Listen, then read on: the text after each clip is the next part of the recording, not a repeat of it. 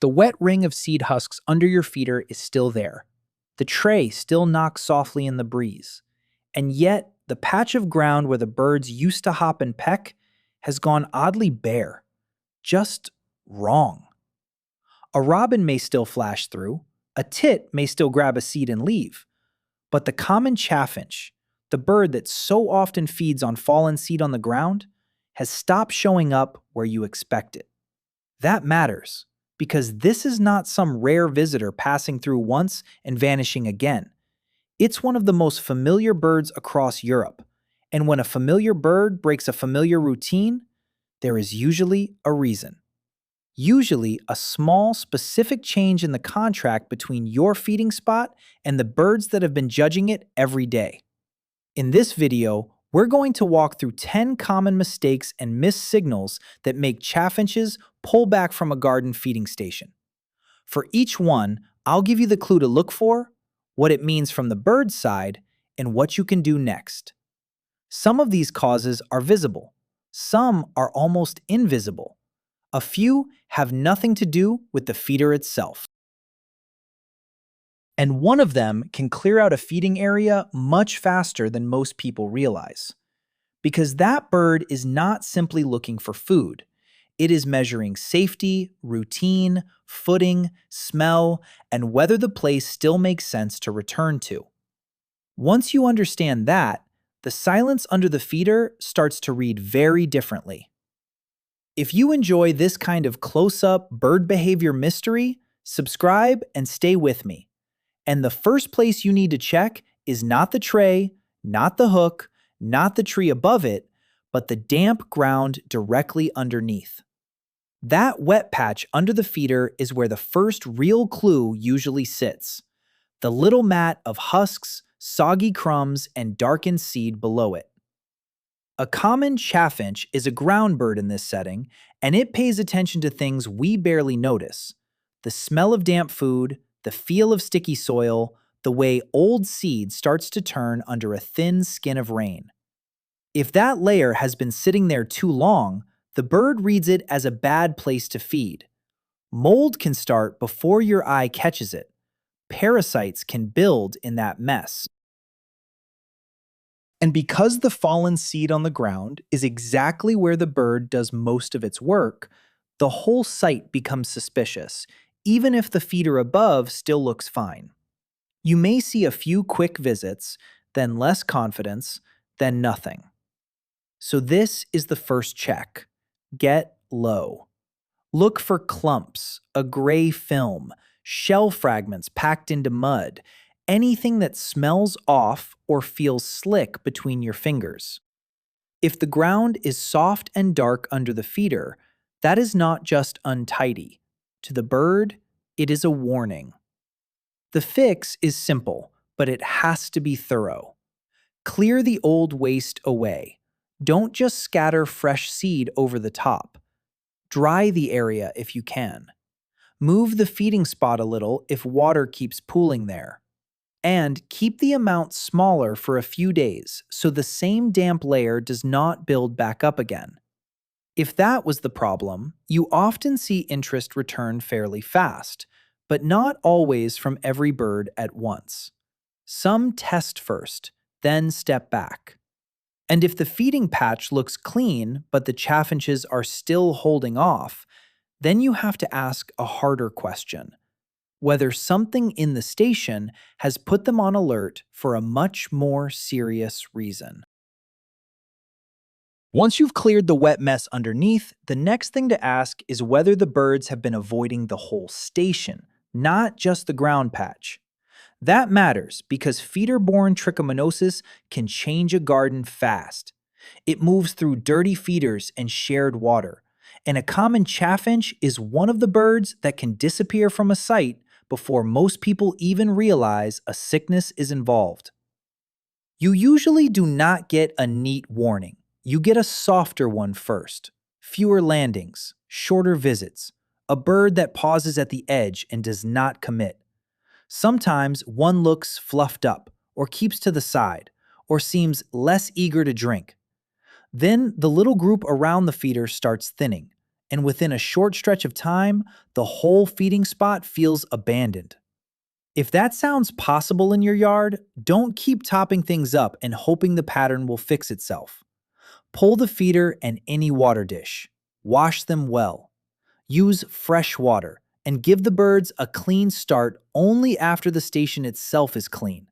That part is important because the bird is judging the surface in front of it, the smell on the rim, the water it has to share with everyone else. And there's another reason this clue gets missed.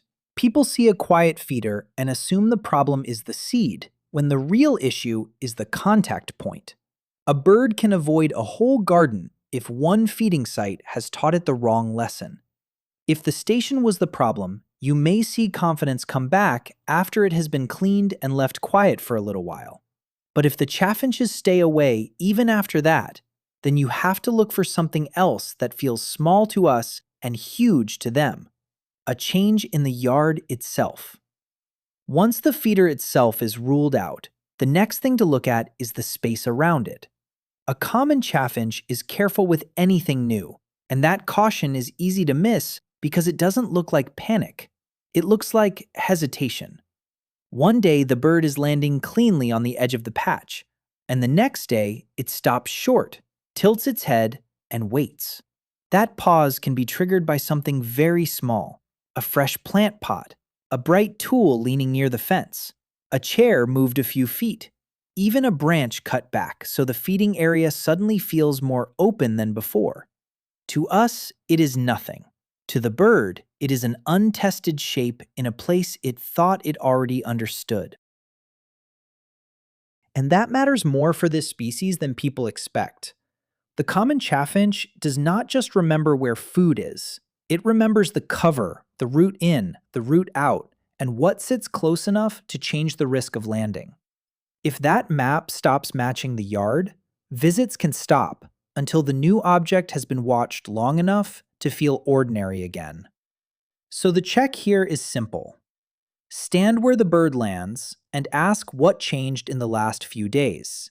New decoration, trimmed shrub, different bin, something reflective, something that moves in the wind. If the answer is yes, leave it alone for a while. Don't keep shifting things around. Give the bird time to update its judgment. Usually, if novelty was the issue, you start to see testing before full return. A brief landing, a retreat, then another try. Sometimes it happens in a few days. Sometimes it takes longer. And if the site is still quiet after that, then the next clue may be moving overhead. Or it may be happening out in the wider landscape, where the food itself has changed. When the ground, the feeder, and the cleanup all check out, the next place to look is above the bird's head. A common chaffinch only needs a reason to think the route in is no longer worth it. That is where the Eurasian sparrowhawk comes in, and sometimes a roaming cat as well. Not as a scene of attack, as a pattern of pressure. One close pass through the garden, one perch with a clear view of the feeding patch, one silent wait in the hedge, and the little birds start treating the whole area differently. The pink alarm call often shows up first, quick and sharp. Then the landings get shorter. Then the feeding stops in a way that feels sudden to us, but not to them. This is a risk calculation. The bird is watching cover, open space, escape lines, and timing. If the same shadow moves through the same place at the same hour, the lesson sticks. If the garden has a fence line, a bare branch, or a low roof edge that gives a hunter a clean angle, the chaffinches notice. They may still be in the area. They may even be feeding somewhere nearby. They are just refusing the spot that now feels exposed.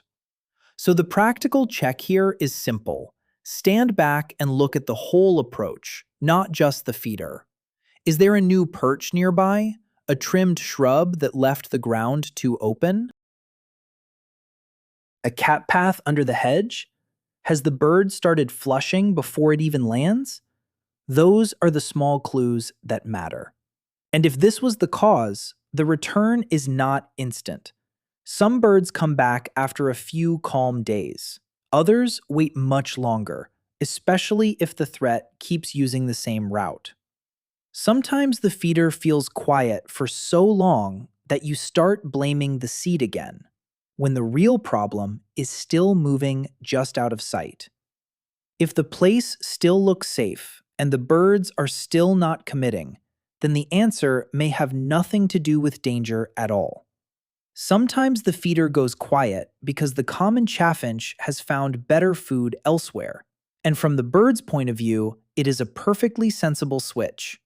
This happens most often when natural feeding opens up across the wider area. In winter, they gather in loose flocks and can make a garden feel lively for weeks. Then the pattern changes. A run of wild seed in weedy edges, fresh feeding in leaf litter, or a spell of beech mast abundance can pull them away from your station very quickly. The birds have not vanished. They have simply stopped needing your patch in the same urgent way. That shift can feel abrupt because the flock moves as a social unit. One day, you have several birds dropping in together, hopping under the tray, and sorting through what has fallen. A little later, the feeder still has food, but the ground below it is barely touched. If the season matches that pattern, and everything you checked earlier still looks clean and calm, this explanation rises fast on the list. So what do? Not much, honestly. Keep the seed fresh, but offer less. Let the station stay available without becoming stale.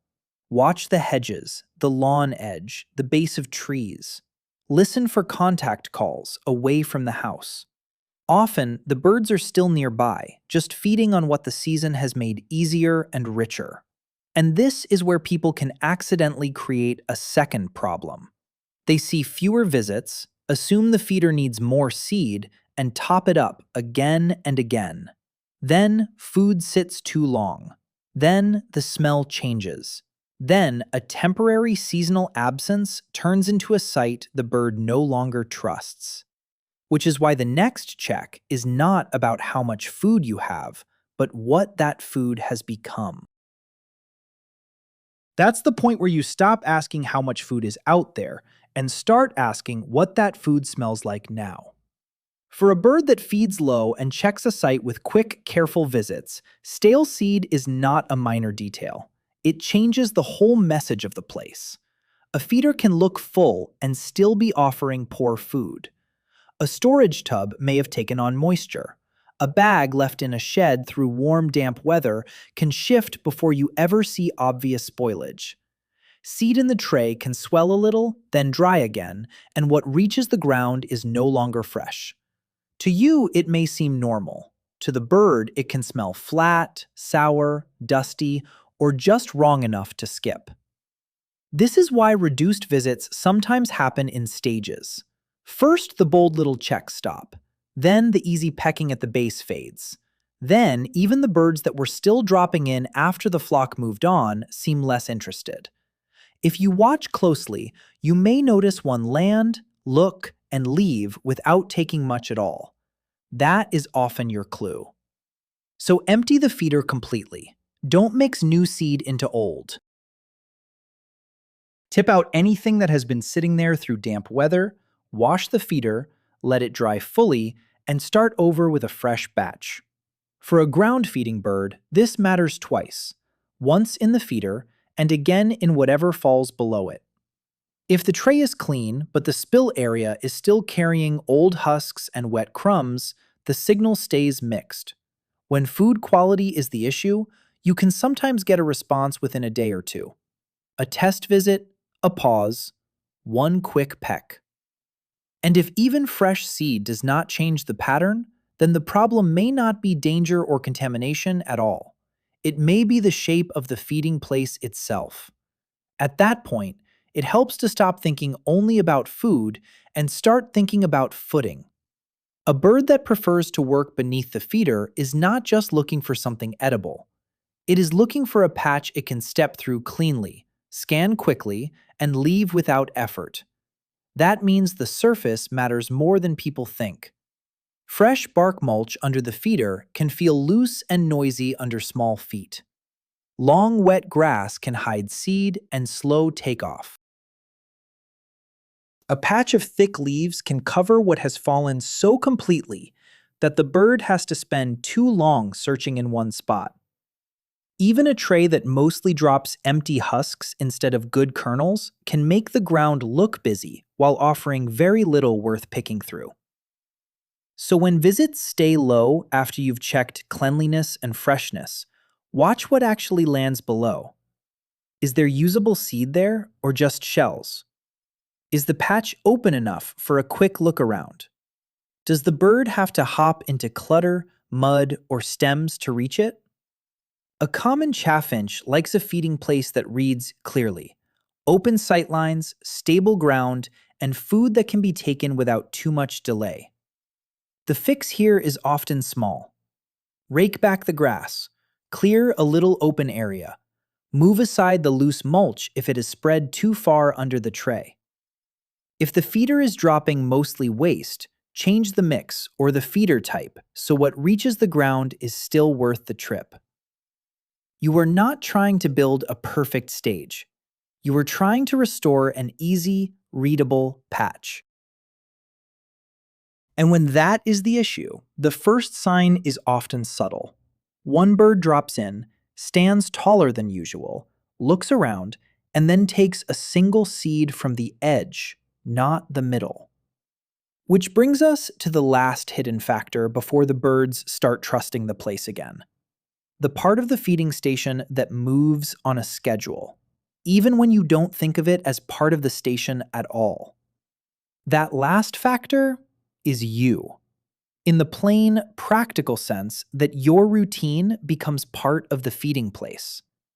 For a bird that keeps checking safety through repetition, the station is not only seed, ground, and cover.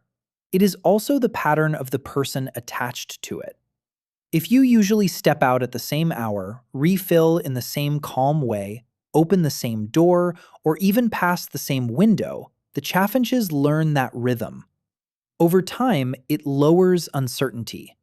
The place feels monitored, familiar, settled. Then the pattern shifts. You go away for several days. The feeder is topped up irregularly. Someone else moves through the garden differently. The usual sounds change. No door at dawn. No light movement near the glass. No quiet reset of the patch. To you, that seems minor. To the bird, the place has stopped behaving like the place it knew. This does not usually send them away all by itself, but it can be the final small change that tips an already cautious bird into holding back. Especially after a spell of stale seed, a scare from above, or one of those little objects left too near the landing area. The common chaffinch is not making one grand decision. It is adding small pieces of evidence together. So this check is personal. Ask yourself what changed in your timing over the last week or two. Were you traveling? Did the garden go still? Did the feeder stop being refreshed on its old rhythm? If so, the fix is not dramatic. Return to consistency. Refill lightly at regular times. Move calmly. Let the place become readable again.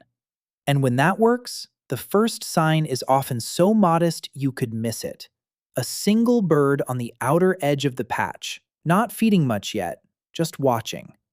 Which is exactly why the final step is not another cause, but the order in which you test all of these, so you can tell which silence means wait and which silence means act.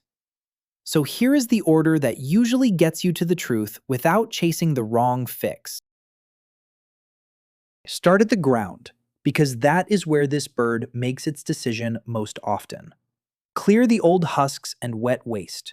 Then, check the feeder and water for hygiene, especially if feeder-borne trichomonosis is even a possibility. After that, look for novelty. Look for pressure from above or along the hedge. Look at the season. Look at the seed itself. Look at the shape of the patch. And only then ask whether your own routine has gone missing from the place. What matters is not solving it with one clever guess. It is noticing which change belongs to which silence. A quiet patch after heavy rain smells different from a quiet patch during beech mast abundance. A bird holding back at the edge behaves differently from one that has simply moved with a winter flock. Once you test the causes in the right order, the garden starts making sense again. And then, usually, the return does not arrive as a grand moment. It comes small. A dry morning, the feeder still, the soil under it no longer dark and sour, but loose. One chaffinch drops in, stands on that cleaned strip of earth, and flicks aside a husk with its bill, just taking one seed, then another, as if the place has become readable again. That is often how trust looks in a garden. Not dramatic, just quiet and precise. A little later, the patch under the tray begins to stipple with movement again. The sound is tiny. Seed ticking against leaf litter, feet shifting in the open. If you've had a common chaffinch vanish from your feeder and then reappear, I'd love to hear what clue solved it for you. And if you want more careful backyard mysteries like this, stay with the channel.